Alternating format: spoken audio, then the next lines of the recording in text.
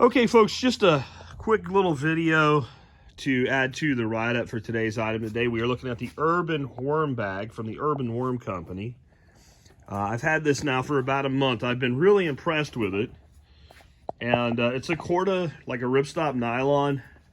Think of like a really good bag that you would have like as a tactical bag or a day pack or something. Like really heavy duty, double stitching everywhere, very well made.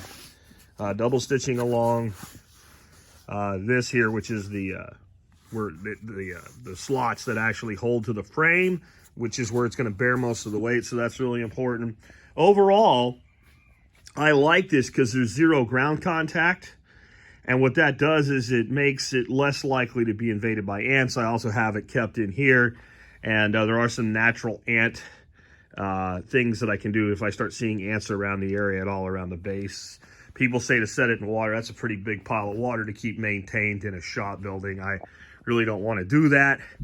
Honestly, the only real way that ants could actually get in here is right where these two zippers come together. And honestly, if it ever becomes a problem, just keeping a blob of petroleum jelly there would probably solve that. And then your zippers are nice and lubed. So let's take a look at the worms. And I want to talk about some complaints about this that I've seen in Amazon reviews.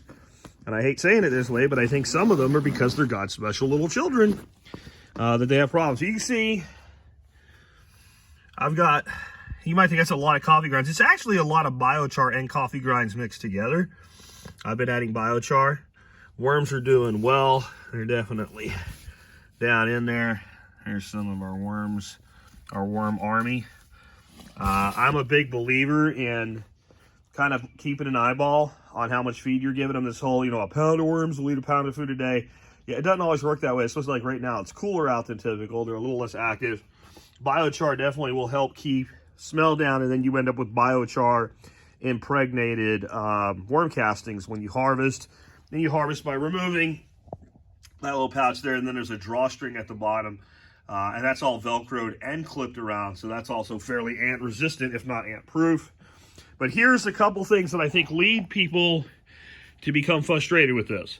The owner of this company did a video, and he was very clear that this needs to sit on a level surface. Well, I started thinking about that. Definitely, if you're not on a level surface, you're putting stress on these brackets that they're not designed, nor is the bag designed to take. Side shear force is very different than downward compaction. But how many hills exist inside? Almost none. I mean, if your garage is like a hellscape from hoarders, and I guess I'm not that far off, but I got some organization going on here, right? Like where you're up on a pile of some shit or something, I guess, but in general, you'd be on a flat surface. So I started looking at the pictures where there were breaks and problems and things like that on Amazon. Inevitably, they were all outside. This does not belong outside. It certainly doesn't belong without a cover on top of it. Number one, if this gets really heavy, it creates problems. Wet, it creates problems from a lot of things. One, it should not be leaching worm tea or worm juice out the bottom. You need damp for worms, not soaking wet. What happens if you put it outside? Well, it's going to get rained on. Now, this stuff is actually pretty good at shedding rain, like a tent does. Except when you have this lid all nice and flat like that, and it's zippered shut, it's going to form a dent. And that dent's going to make a pond. Right? Then it's going to have a bunch of water sitting on it. It's going to start to weep through, and it's going to totally saturate this.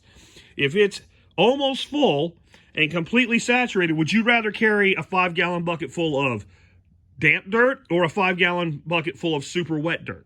Well, the damp dirt, because it's going to weigh a hell of a lot less. So the weight exceeds the capacity the thing was designed for, because it's never supposed to be that wet. That's one problem. Now, I'll tell you another problem that I think is occurring here, and the instructions aren't really clear about this. If you look at this bracket, you'll see right there, there's like a recycle emblem. And that needs to be capped for your vertical. These two that come in here, they have a stop about right here and right here, where these horizontals only come in about that far. The vertical, on the other hand, this goes all the way up to about here. So this is a deeper channel than these two channels. And again, you can tell by looking inside it. You can also tell by the fact that you want the recycle emblem sticking up or sticking down for your bottom. If you don't do that, you are never going to end up with this squared off. And what you end up with is one side going too deep and the other side going where it belongs, and it throws everything. And then how many have you done that with, you don't know because you didn't know to look. So there's people that said that they broke or bent the frame putting it together. I usually rate assembly jobs on beers. You know, this is a 2-beer job. This is a 6-pack job. This is a 1-beer job, depending on how long it's going to take me to do the job. This is a 0-beer job. This takes less than 5 minutes to put together. If it's hard, you've done something wrong. I can see no way you would bend one of these steel bars, because these are very sturdy. I've got half my weight leaning on this right now. You can see my hand is literally changing color, and it has no problem holding my weight.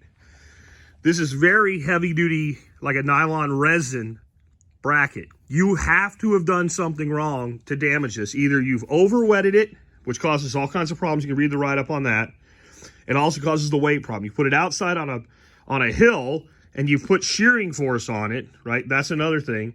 Or you've assembled it wrong. Because otherwise, I don't see much that can go wrong with these.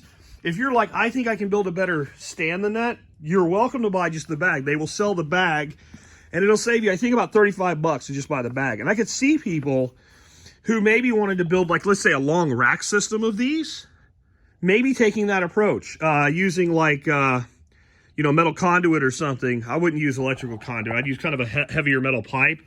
But, you know, 2 pieces of metal pipe going horizontally and just a couple cross pieces, and you could build a rack of 10 of these things along a wall or something if you wanted to do that. I think that's a bit extreme. I think there's lower cost methods for people who want to go to that level of production. Remember, not everybody has a fire ant plug that I do.